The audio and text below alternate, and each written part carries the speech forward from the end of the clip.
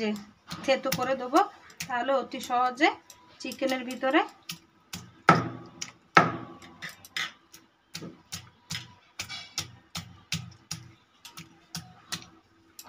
এইভাবে চিকেনের ভিতরে তাহলে অতি সহজে মশলা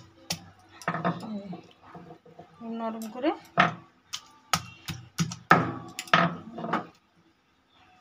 অনেকটা পেঁয়াজ, একটা বড় পেঁয়াজ নিয়েছি, প্রায় 1-150 গ্রাম হবে, কাঁচা লঙ্কা, রসুন, আদা আর ধনেপাতা পেস্ট করে নিচ্ছি।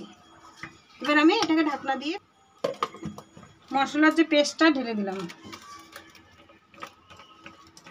দিয়ে দিচ্ছি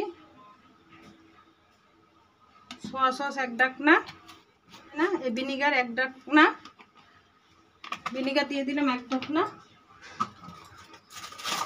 তন্দুরি মশলা, নুন পরিমাণ মতো, গোলমরিচের গুঁড়ো, এটাকে ম্যারিনেট করে রেখে দেবো ফ্রিজে 1 থেকে 1.5 ঘন্টা রেখে দেবো হবে।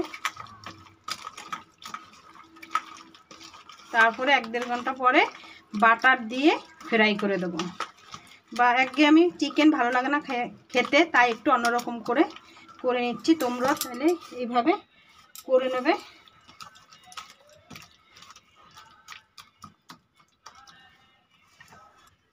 কাশ্মীরি লঙ্কার গুঁড়ো দিয়ে দিলাম, এবার 1.5 ঘন্টা রেখে দিচ্ছি।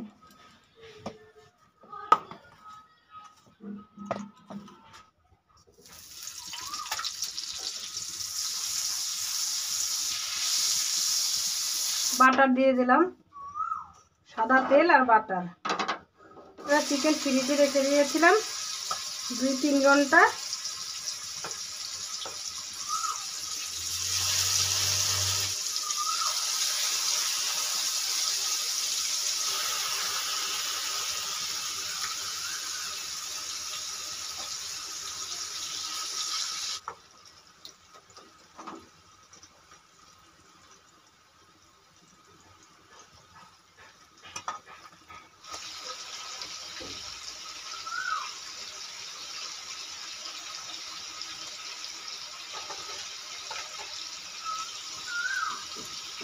অল্প অল্প করে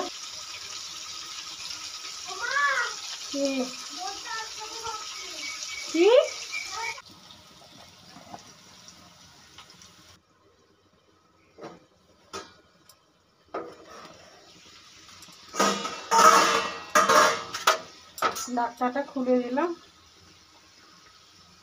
উল্টে দিচ্ছি।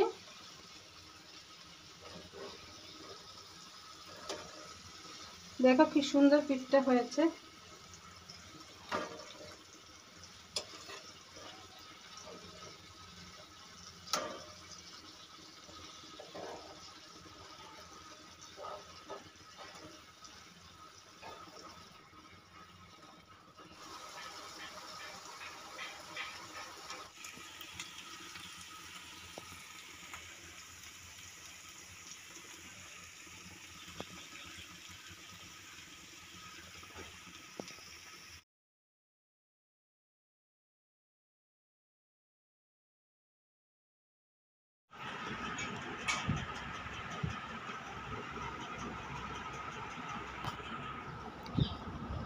দেখো কি সুন্দর, এই যে নরম হয়েছে, খেতে কি সুন্দর হয়েছে ভাজাগুলো দেখো।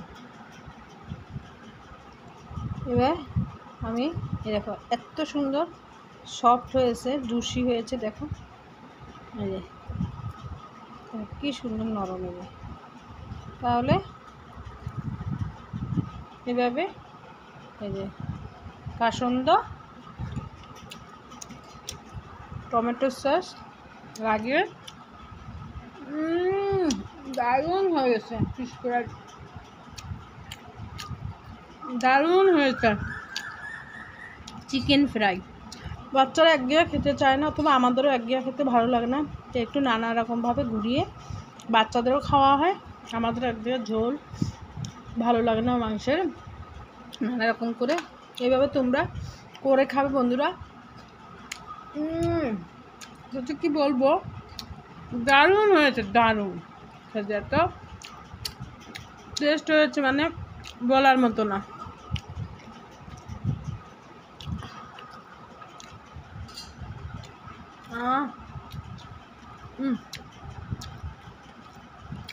অপূর্ব অপূর্ব।